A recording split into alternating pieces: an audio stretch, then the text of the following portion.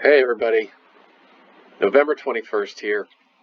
Just want to do a quick video on an opportunity that I saw as I was reviewing tonight's data, and I will walk you through what I found. So the first thing I did was come to the disproportionately large trade screen, and I sorted by dollars descending. This is part of my nightly routine. This is just a hunt for some of the largest and most unusual trades, and what I see is that Visa has shown up here with $1 billion trade, $1.17 billion. It's 73 times larger than normal, it's in the 99.99th percentile, and it's ranked 7th in its entire history. This is with data going back to 2008. This is highly unusual because Visa doesn't typically trade with this size. Billion-dollar trades tend to be SPY and Apple and Microsoft. Occasionally you'll see one with Amazon or Tesla. It's almost always reserved for the mega caps, and Visa's plenty big, but it doesn't ever trade with size like this. This is very unusual, so it caught my eye. So the first thing that I did was I clicked this link here, which brought up the chart for today, and what I see is a pattern where price has descended almost from the open and closed on the low. And it dropped from, I don't know, 210.50 or so down to a little over 206, which is a decent move. And so at first glance, this looks to me like a bullish setup because, as I always ask myself, if they wanted to sell, why did they wait until the end of the day? Why not put all that volume closer to the high? Why not sell sooner or throughout the day? So to me, it looks like it's a buy or perhaps a cover. It does present itself in such a way as to suggest that it's potentially bullish or at least not bearish.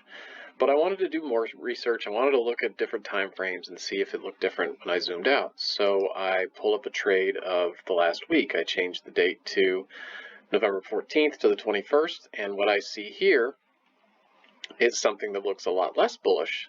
It looks like price came up to this 210, 212 level. It spent the better part of a week there. We had a couple of good-sized prints here, 1.6 million twice, and then we saw price descend from it. So this suggests to me that it might be more bearish.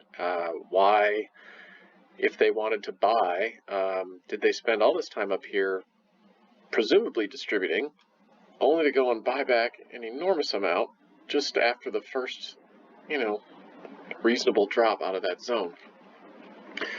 So what we have now is a pattern that looks relatively bullish in a very short time frame, one day, and we have something that looks a little maybe bullish, maybe not when you look back a week. It's still bullish to see a lot of volume come in at a relative low, but after all this time spent up here, it almost looks like a rounded top type of situation. So then I look back even further.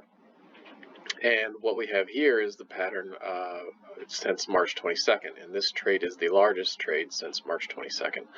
So we can pull this chart up quickly just by clicking this last link right here, and it will automatically load the time frame since this period of time, or since this date, I should say.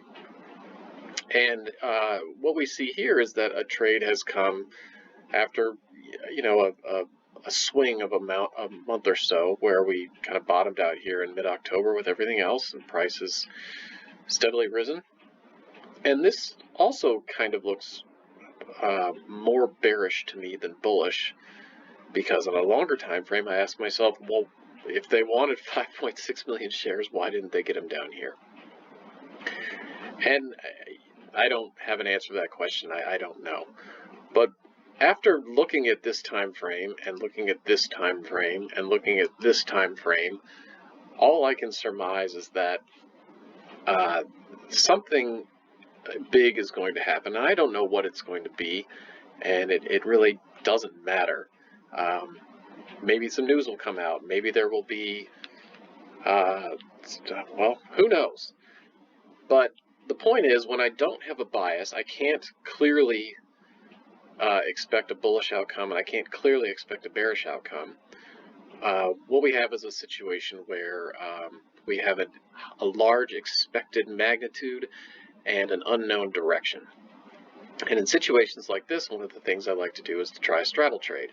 And if we go back to this screen, you can see that there's a little icon here, and this icon represents straddle candidates. And straddle candidates are trades that are sufficiently large, and they are in stocks that are sufficiently liquid, such that the spreads on the option chain would be tight enough that it might make sense to try a straddle. And if you don't know what a straddle is, you can read about it. It basically means buy calls and puts at the same strike, and wait for the move to come. And you do this when you don't know direction, but you do expect a big move. So one leg of the straddle will become worthless quickly in the event of a large move, and the other leg will become very profitable quickly. This is, of course, assuming that you get a large enough move away from the origination price to offset the loss on the side of the trade that loses. So if you don't know, Google it.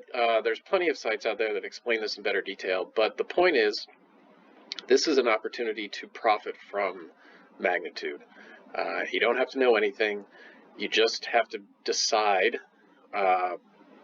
what your expiration is going to be, and you would basically buy calls and puts at the money, and then wait for the move. And if the move comes quickly within a day or two, and you've given yourself enough time, there's a decent chance of profit. And if you don't get that move right away, then there's a small loss to be incurred, as both the calls and the puts will decay just a little bit over the first day or 2 days. But generally, in situations like this, sooner rather than later which direction it's going to break, and then once it breaks, the only decision you have to make is how long you want to stick in the trade. And there's no right or wrong answer here. Everybody has different risk tolerance and time frames and so on. But the reason I bring this whole thing up is to highlight an opportunity where you don't necessarily have to know anything. You just have to know that an institution has put a big trade on the books with the expectation that they're going to push price reasonably far from this point. And whether it goes up or down, when you're straddling, you don't care, just as long as it keeps going in the direction that it starts going in. Of course, you don't want it to oscillate back and forth or return back to where it started. You just you're expecting and hoping for a trade that is one way, breaks hard, and keeps moving in that direction for long enough to offset the loss that you're going to incur on the leg of the trade that is not profitable. So anyway, so that's it. We have a short-term chart that looks reasonably bullish. We have an intermediate-term chart that looks parts bullish and parts bearish, and then you have a longer-term chart that looks kind of bearish. And the truth is, nobody knows what's going to happen. So I may try this tomorrow. I haven't decided. I'm going to think about it, but it's intriguing to me. And I'll probably have to do some research and price it out and see if it makes any sense. So that's it, guys. Good luck, and talk to you later. Bye.